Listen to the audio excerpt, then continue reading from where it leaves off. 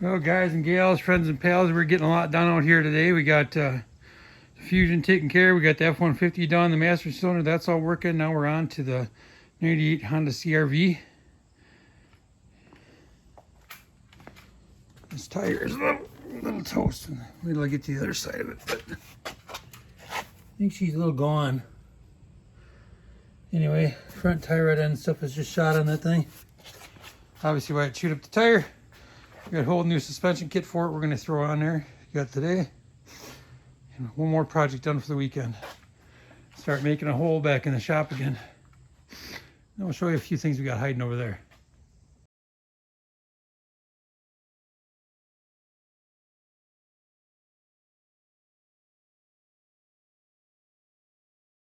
A little bit of difference here between the two tires, guys.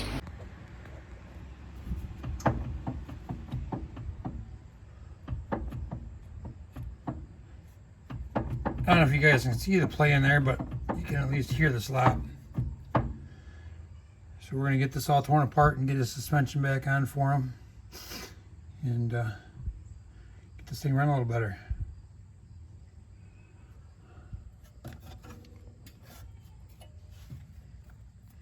I didn't have any play up and down, so it looks like the ball joints are good. It looks like just the tie rod ends. But I got the whole kit here, so let's go ahead and take a look at what we got. Okay, first thing I want you to bring your attention to, guys, is that, see that nut there? That's not tight by any means. So I don't know what they were thinking, whoever put this on there, but they obviously didn't have it tight at all when they put it on. It doesn't just stretch like that. Anyway, so glad we got the new sway bar links. Glad we got the new sway bar links as well.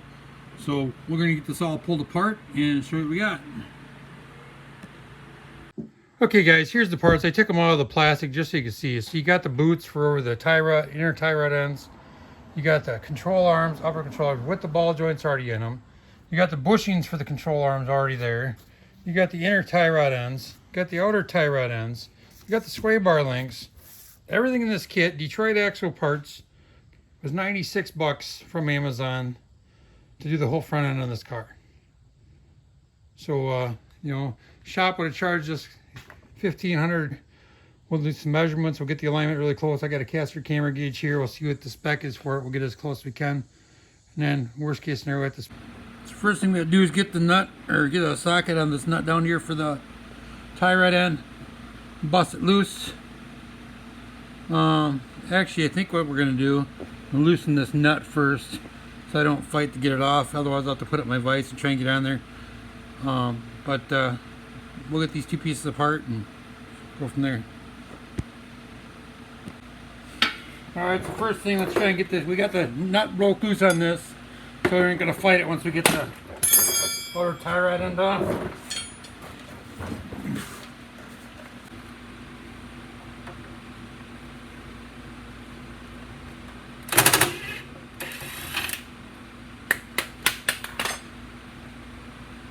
That came off pretty easy.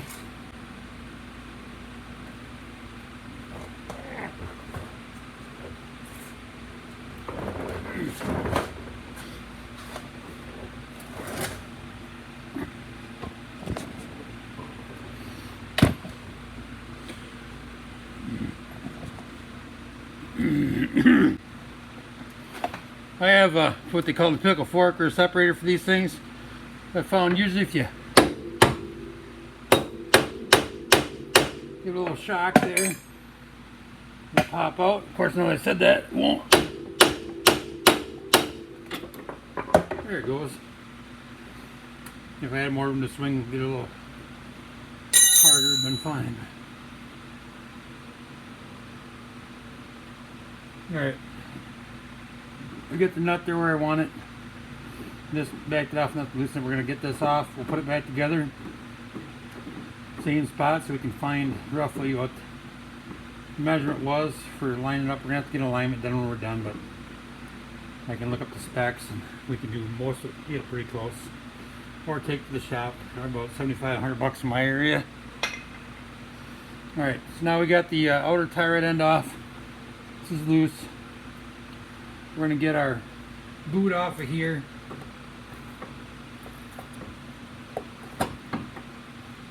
to loosen up this tie rod end. But I'll have to get some tools in there, get that cut off, and we'll get back in to show you what we got going on.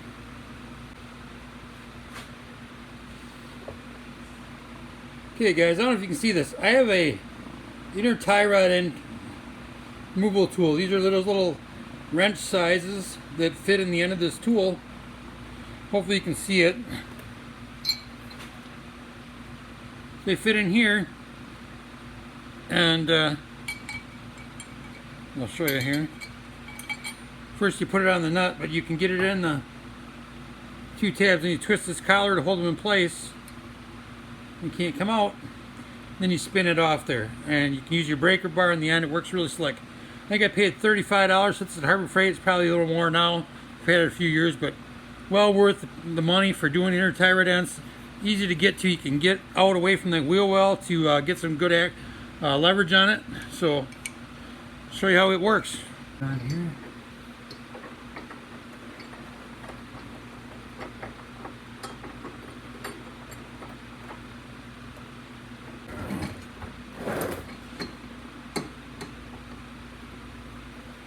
Okay. Now, hopefully you can see this. I'm going to try and use my impact.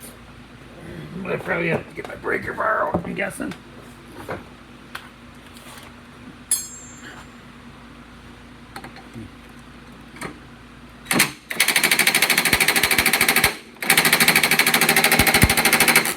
Yeah, like I thought, guys. We have to get the breaker bar on there. Little spin.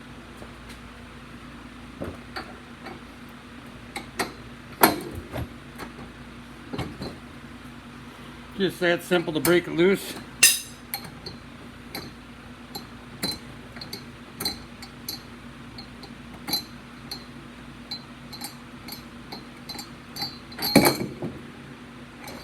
And it's off.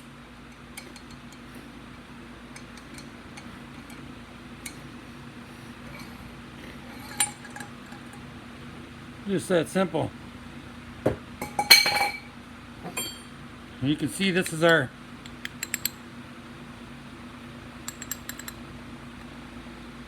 this looks to be our problem here. This one's where all the damage is versus the new one I can't even move. Anyway, we'll get this on here. Make sure you guys get this little retainer on there. I don't know if you can see it. It's in there.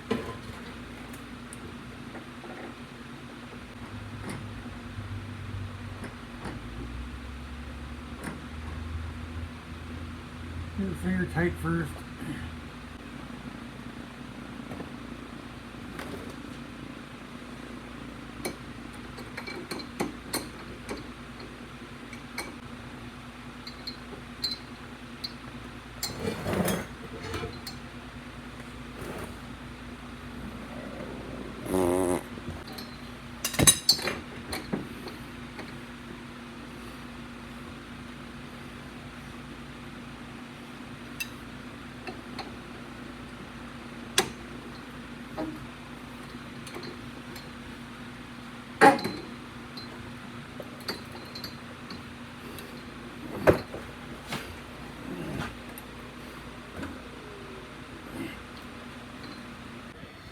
Okay, so we got our new tie rod end in.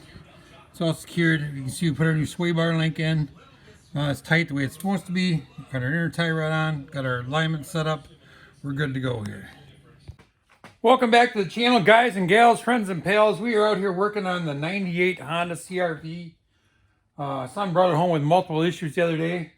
Shaking the front end. And it's overheating again. So I think you just got it plenty hot. We'll have to figure that out. Meanwhile, change the inner tie rod end. Front steering's all tight. Take it for a drive, and it's got a really bad thump in it. Almost like you got a bad tire or something. Rotate the tires around. All the tires are decent in the front. Vibration didn't move. We're gonna jack it up here, check the wheel bearings, and check the axles. The wheel bearings seem pretty tight when I had it up in the air, but we'll take a look. I'm leaning towards something with the brakes or something with the CV axles. Hopefully we can get this figured out quick and get him back on the road. Okay guys, so I think we found the problem. We got quite a bit of slop in the CV axle, and the boot's really torn. So we're gonna get the CV axle taken out here quick. The first thing I want to do is take this 36mm nut off the outside here.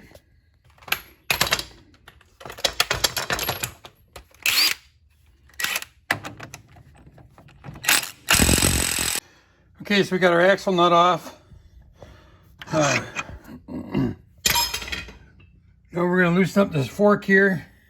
Take this out so we can move that around. And I think we're going to pull this 14mm bolt here to get that out of the way. We'll see. Might just move it. I think would be good enough. Basically, we just want to get this enough room to get this axle out of here. Next thing we're do is, anyway, we're going to pull this cotter pin out of here. Pop this castle nut off for the lower ball joint. We'll see if we can't get this swung out of the way and pop that axle out. Okay, now we're going to tap the side of the lower control arm here to pop that ball joint off. Get a good angle on it.